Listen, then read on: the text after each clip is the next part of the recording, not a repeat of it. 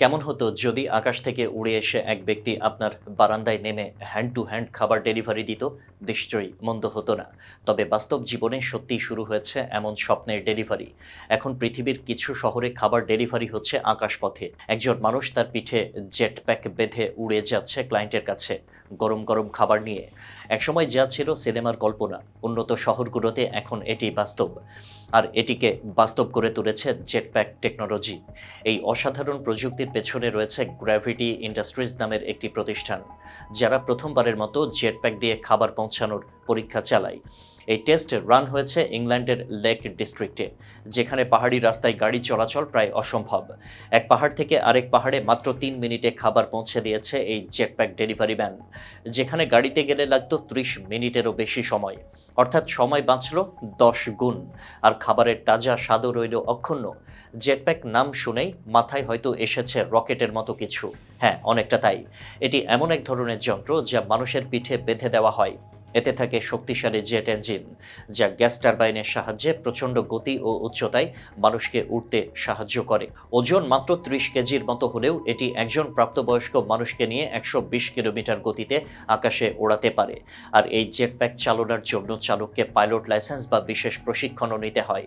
আরও আশ্চর্যের ব্যাপার হলো, এই প্রযুক্তি এখন শুধু খাবার নয়, মেডিকেল সরঞ্জাম, এমার্জেন্সি মেডিসিন, এমনকি পাহাড়ে আটকে পড়া রোগী বা পর্যটকদের জন্য ব্যবহৃত হচ্ছে। জরুরি প্রয়োজনে যখন অ্যাম্বুলেন্স বা হেলিকপ্টার পৌঁছাতে পারে না, তখন এই জেটপ্যাক হয়ে উঠছে জীবন রক্ষাকারী দূত। ইতিমধ্যে ব্রিটেন, সুইজারল্যান্ড এবং দুবাইয়ের কিছু অঞ্চলে এই প্রযুক্তির ব্যবহার শুরু হয়েছে। এই জেটপ্যাক পাইলটদের কস্টিউমও বেশ আকর্ষণীয়। দেখতে অনেকটা সাইফাই সিনেমার সুপার হিরোদের মতো। হাতে থাকে বিশেষ নিয়ন্ত্রণ ব্যবস্থা, যা দিয়ে উচ্চতা, গতি এবং ভারসাম্য নিয়ন্ত্রণ করা যায়। আর পিঠে থাকে মূল টারবাইন ও ফিউল ইউনিট। একবার পূর্ণ চার্জে এটি প্রায় ১০ মিনিট আকাশে থাকতে পারে, যা ছোট শহরের ডেলিভারির জন্য যথেষ্ট।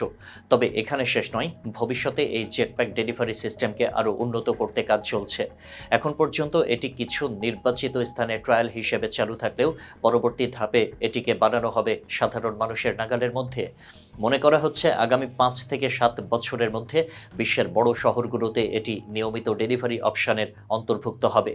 বাংলাদেশেও এই প্রযুক্তি নিয়ে আগ্রহ বাড়ছে, যদিও এখনও বাণিজ্যিকভাবে এর ব্যবহার শুরু হয়নি। তবে বিভিন্ন প্রযুক্তি স্টার্টআপ এবং রোবোটিক্স ক্লাবগুলো এ বিষয়ে গবেষণা শুরু করেছে।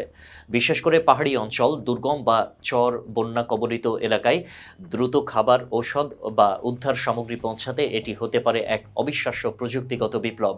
তবে এখানেই আসে কিছু বাস্তব প্রশ্ন। এই প্রযুক্তি এখনও বেশ ব্যয়বহুল।